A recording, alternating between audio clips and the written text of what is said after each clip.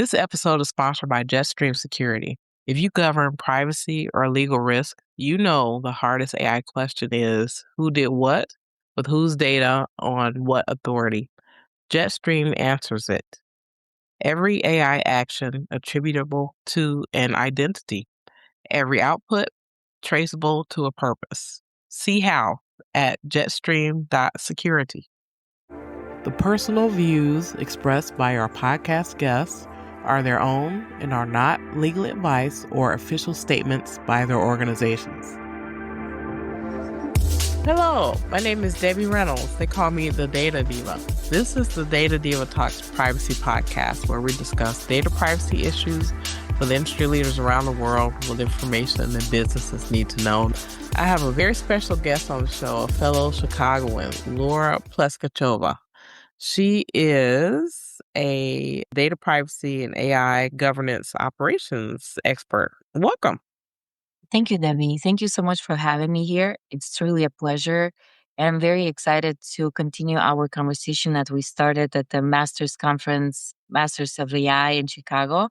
And I really enjoyed both the event and your presentation on data privacy and AI issues. So it'll be really nice to continue that conversation here.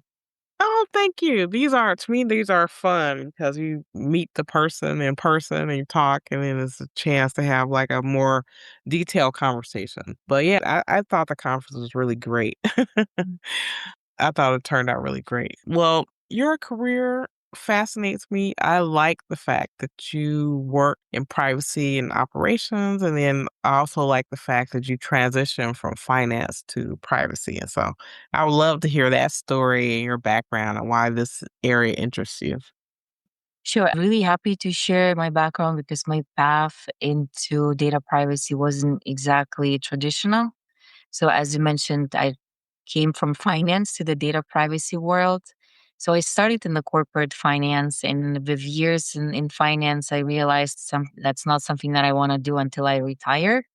And I started to look for career switch. And around the same time, my good friend went from compliance to data privacy world. So we would talk about what is her work entails. And what I realized that data privacy entails, business operations, the legal background, the technology, that it's like a fast moving, cross functional field. And I got really excited about it. And that's where I was like, this is where I would like to go.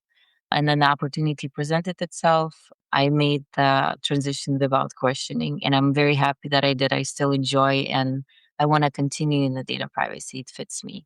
Yeah. I want to talk a little bit about the difference between compliance and what people do operationally in privacy.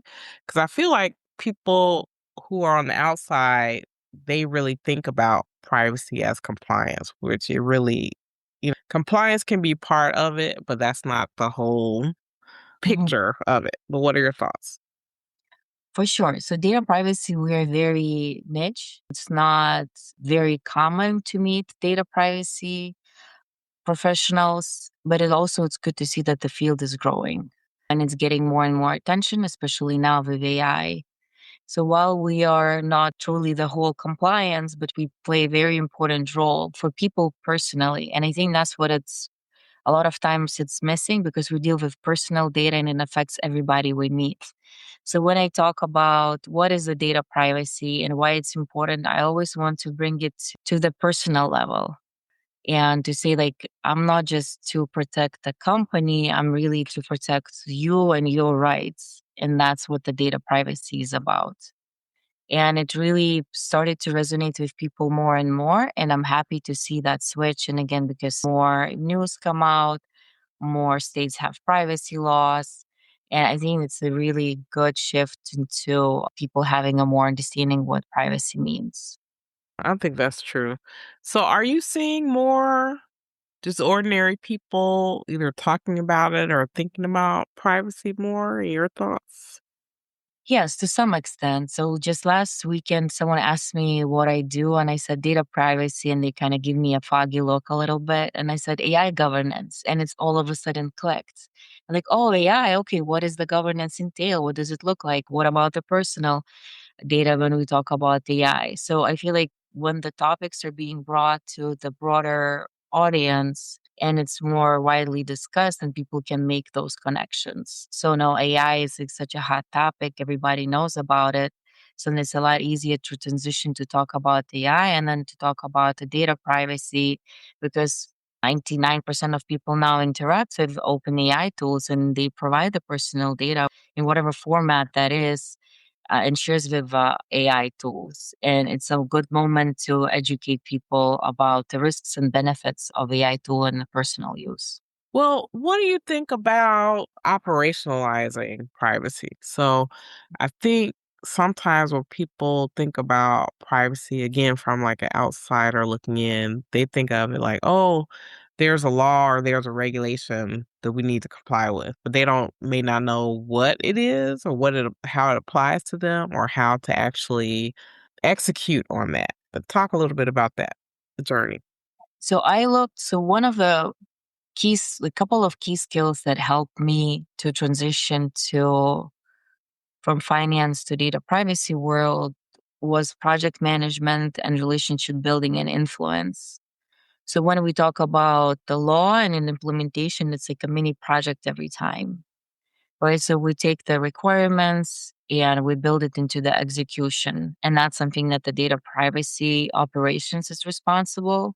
And I don't think people realize how much of the project management and how much cross functional work we need to do because in a legal function, the legal looks at the requirement, what is required, and really focus on the what, and the data privacy focuses on the how.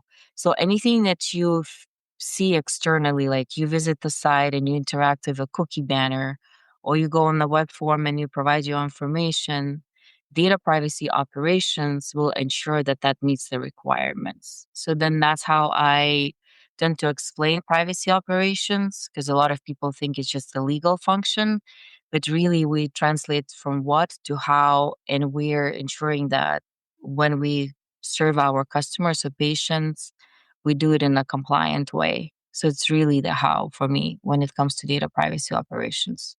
I agree with that. So for me, someone who's successful in this role, it really is about building relationships and so that people within the organization understand not only your role, but why you're there to help them as opposed to someone who's just going to say no to them every time. But what are your thoughts? Well, Vishu, that's a very good topic and it's very relevant to anyone who works in the privacy operations. We all been into this uphill battle of explaining why it's needed and, maybe some teams having a resistance to that. But I will say it from the data privacy operations and data privacy in general, it's a team sport, right? So we look at not only the cross functional, so I worked with IT, I worked with marketing, I worked with HR. So really the scope is broad, but it's also about our internal relationship between the legal and the privacy operations that we need to be really holding hands when it comes to executing on compliance. But most important, I feel it's a company culture, and that comes from the senior leadership. And I know, Debbie, you do executive briefings, and I think that's amazing work that you do to help us all to do the compliance and data privacy. Because if the senior leadership understands the risk, if the senior leadership pays attention what it means to build the integrity and the trust, then it makes our jobs a lot easier. Because when you do work cross functionally and you go to other teams, they are more accepting of the requirements and the requests because it comes from the senior leadership and that's the culture within the company. So it's really, in my mind, as a team sport, it's not just cross functionally, it's internally. And then also it comes back to the culture of a company. And that helps us to do our jobs a lot more efficiently. I think that's true. So what's happening just in the world in general in privacy that's concerning you, whether it be for companies or personal? There are a couple of things. One is the speed of technology that it's coming out. People in general and companies talk a lot about it. How do we keep up with all the technological changes, especially when it comes to AI?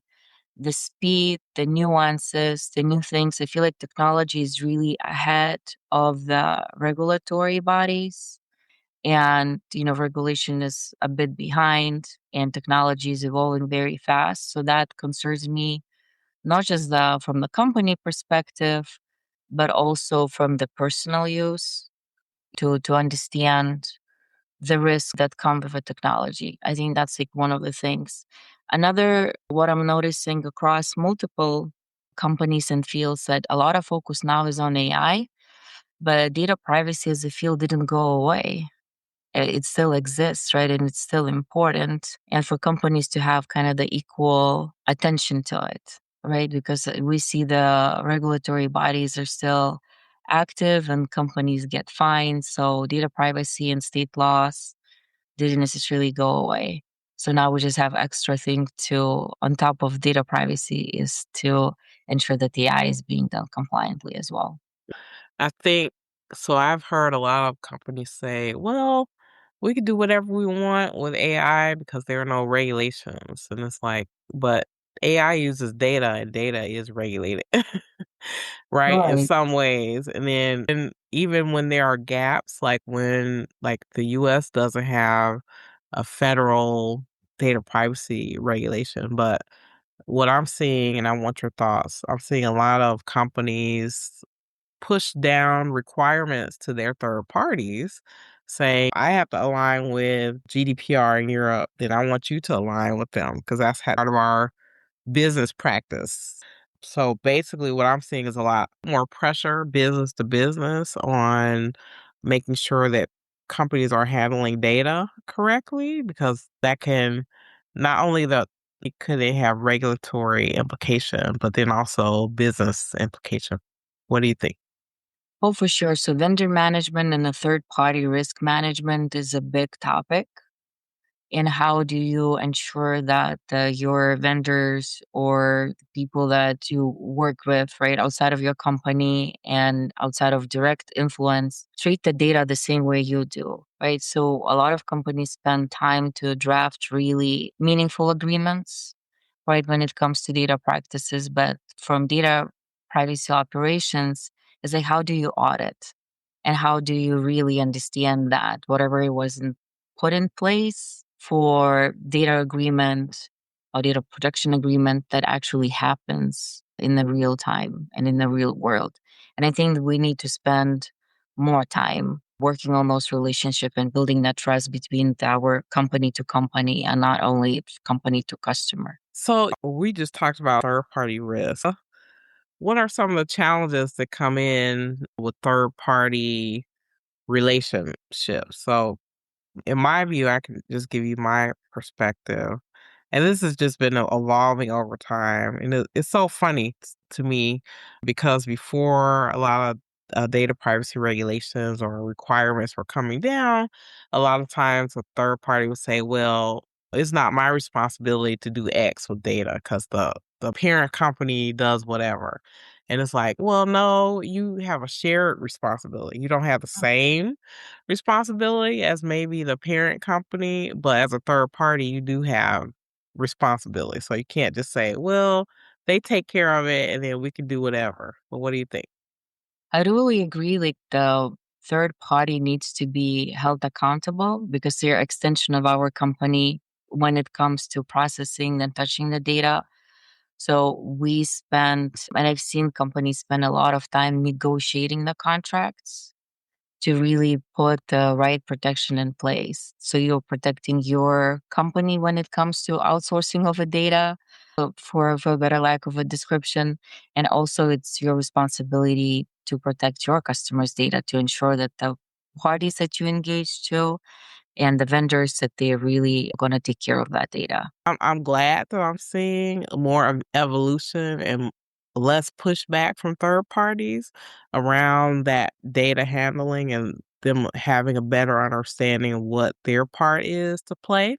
But I think it's so funny because when I hear like a lot of conferences that I go to or things that I read, they talk a lot about how difficult the third party risk issue is. And it is a difficult issue, but companies have third parties, so it's not like you're gonna ever go away from third party risk. It's always gonna be there. What do you think? That's true. And I feel, now when we're more and more connected in terms of our systems and our technology. We don't build systems just by ourselves. We buy systems, right? And we adapt to our needs. So just by default, that means we have a system that it's somewhat shared, right? So building our internal controls, what data can be accessed by the vendor, as well as understanding what vendor does with the data, right? So that comes with meetings, yeah, and vetting the vendors, right? We spend a lot of time vetting the vendors and understanding the practices, and it really just put in the time of how vendors process our data. I think that's like one thing important, and another one is the regulatory activity also helps. I feel that companies then take it more seriously, that they play the role as well, that it's not just like one company responsibility, that becomes a shared responsibility. So regulatory bodies and what we see in enforcement also helps. I want your thoughts about AI governance. So I think AI governance has changed a lot of the way that we think of governance in a way, because now we have applications that, let's say before people went crazy about AI, let's say a company bought a tool and you want to implement it, you evaluate it, you figure out what the privacy risks are, and then you implement it and they kind of go forward, right? You just make sure that people are doing what they need to do with the data. I think AI is different because with these tools, the tool that you bought is changing. So it's Mhm. like, okay, the thing that it did when you on day one, it can do different things now. But how do you think about that in terms of governance? Right. So when it comes to AI governance, our step one is to understand what data the model gets to, right? And we work to limit what data that model can work with. So I think like limiting the feeds and limiting what model can ingest, that's a step one in the governance. Because if you have a limited data, then it limits the risk. And then the requirement is to have a human in the loop and also evaluate the models and evaluate the technology. Putting in AI terms into the third party vendor agreements, that's a big effort as well, because then we have a contractual agreement of how those models should be functioning and what data and what can be done with the data that the models gather from our pools. But I think the step one is to truly limiting the data that can go into the model, because then it limits the risk, even if the model drifts. I agree with that. And I'm glad that you brought that up because I feel like some people think, oh, AI is this thing where you just throw everything in and then something magical comes out at the end. But really, it is about that curation step, figuring out first of all, what you want as an end result. What is the right data to put in there before you throw it into a model? And so drift is an issue. Also, the personal data part is an issue as well. But then, you're basically poisoning or messing up your tool if you just throw too much junk in it, right? So having that curation step, that's something that we hadn't thought about before. Like in the big data days, we were like, let's just take everything and throw everything in, and then something magical is gonna come out. And it's like AI just doesn't work that way. Right. And we also have to be very careful of what vendor of the AI will do with that data. Right. So that's where I feel like another like guidelines and guide rails come in to really understand if your data will be used for training the own model, how the outcomes will be communicated. Did our inputs help the outputs in the future for the company? These are all the questions that we need to ask the vendors to really ensure that our data that feds through AI is going to be held accountable. And I think that's very important also. But again, the first step is to limit what the model can digest, because and then it goes back to relationship and as a team sport. And that's where I like that theme for privacy, because to understand the business outcome is so important. So our the core doesn't change of a tool. So if you collect the data with AI and you process of the AI, what is the outcome what you're looking for? Data limitation. Do you really need like all these 10 points of data to get to your outcome, or only 2 points of data will give you the same outcome? So these are conversations that data privacy needs to have with the business that support to really understand what is absolutely needed and take out anything that's extra, because AI shouldn't be having that, in my view. Really remains a core when it Mhm. comes to AI. I agree with that wholeheartedly. I guess this is the secret sauce, the thing that I feel that differentiates people who are successful in this field. But how do you go about building relationships across the business and then also like having champions of privacy in different teams that you work with across the business? Such a good question, Debbie. When we talk about influence without authority, and there are good days and there are bad days, I'm going to admit, but it all goes back to some of it is personality, but it's also for business to have trust in you. By that, like if you spend the time to understand the business needs and to understand the outcomes, and then you go from that mutual understanding of going towards the same goal, just in a compliant way. And that's how you build the trust with people. And every time you come with them with a new requirement or increased requirement, then they listen to you because they respect you, in the sense that you're not going to just have your own agenda, but you're going to be doing working together to support the business need. So I always look at the data privacy and AI now as we're still a support function, right? And our job is to ensure that company process the data in with integrity, and that it's a shared effort.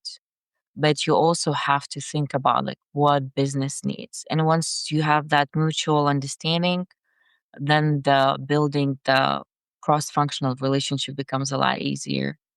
And for the privacy coordinators, I feel like the key is to get the right group of people, that they really work with the personal data, that they interested in the privacy field.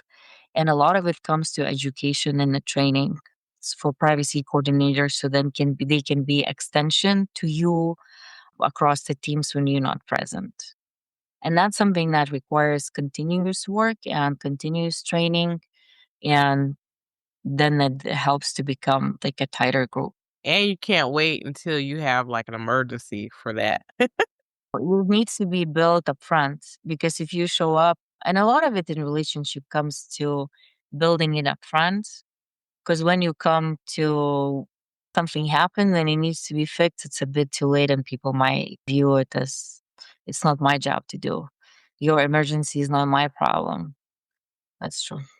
One thing that you had talked about, I think is really interesting. I just want your feeling about it. So, a lot of times I see people when they want to do things in AI, they don't automatically see how it connects to privacy. You know?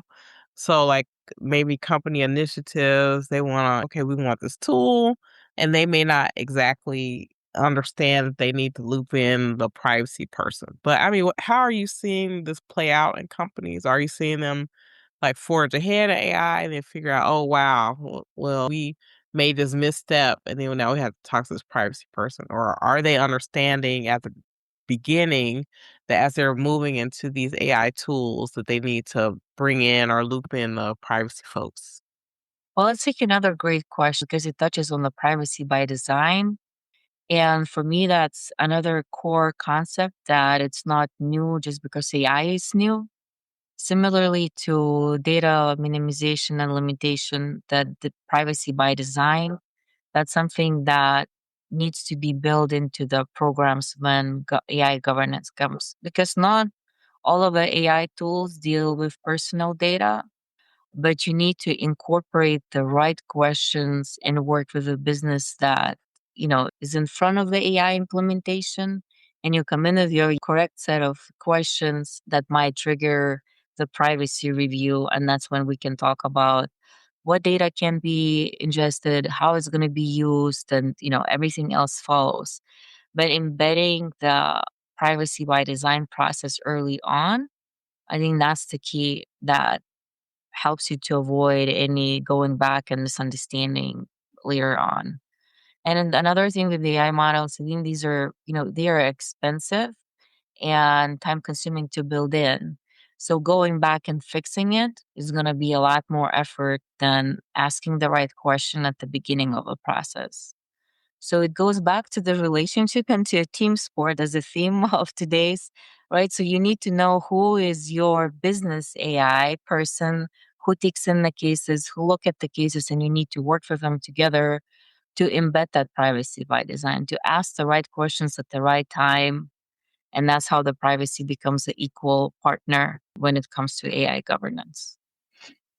Well, I had seen a company, actually a pretty big company, who shall remain nameless, but their process was they would build these tools, and then before it got released, they do like a privacy review.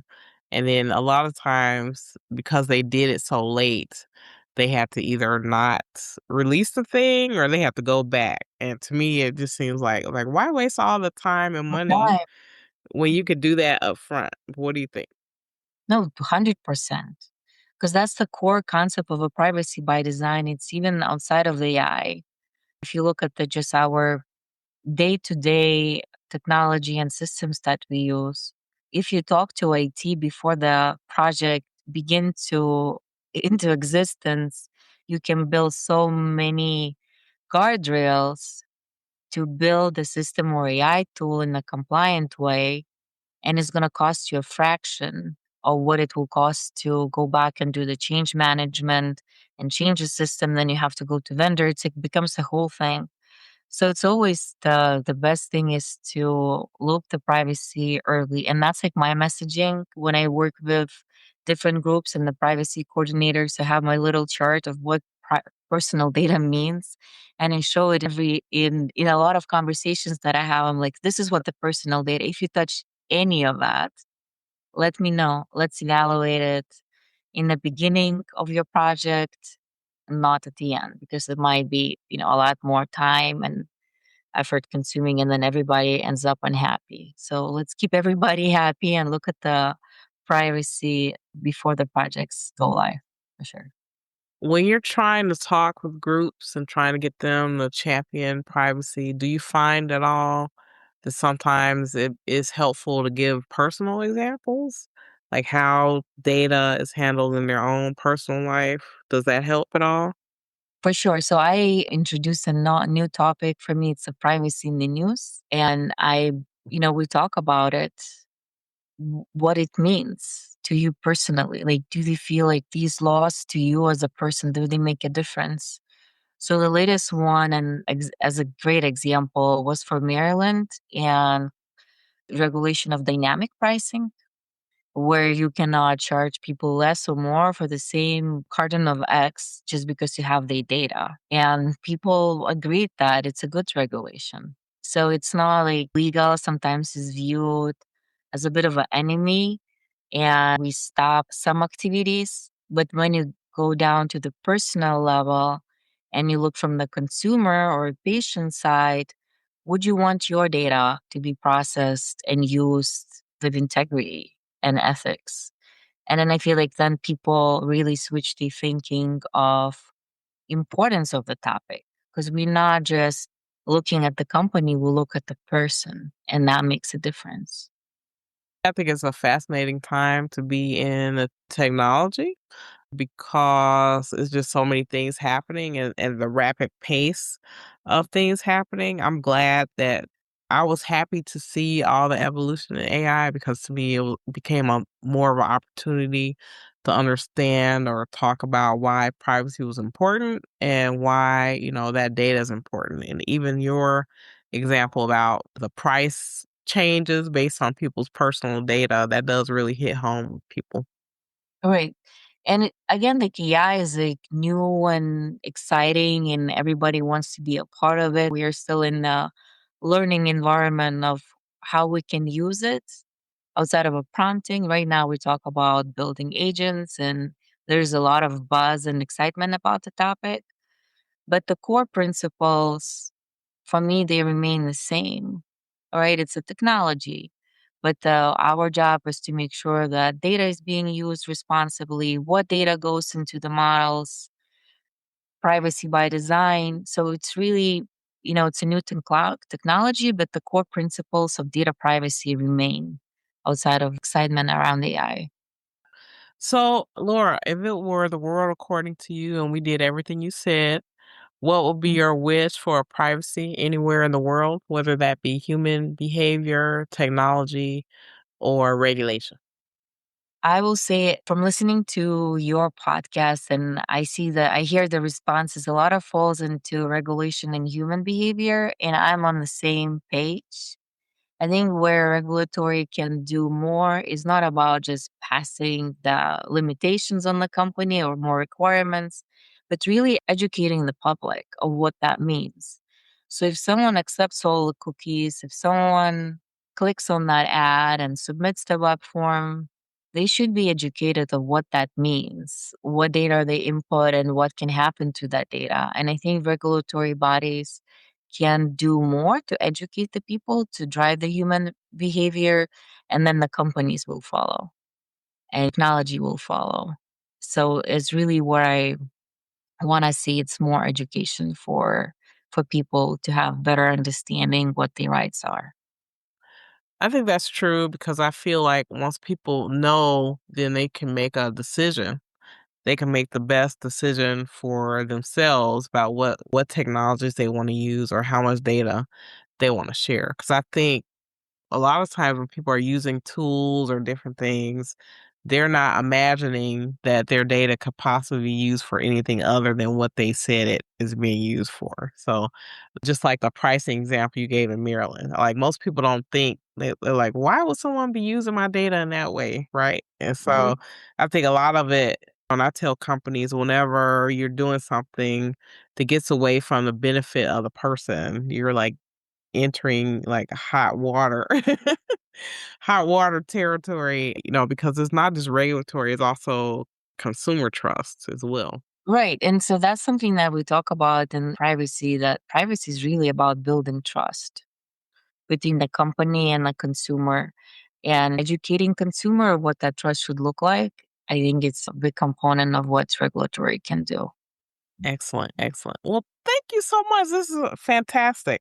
It's been great having you on the show talking about this. I think this will definitely resonate with people who are definitely shifting in careers, then also understanding how to build that muscle within organizations to be like a champion and a person that can be successful in a privacy role.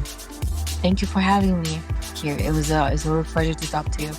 Yeah, excellent. Well, thank you so much, and we'll talk soon. All right. Okay. Bye. Okay, bye bye. Bye.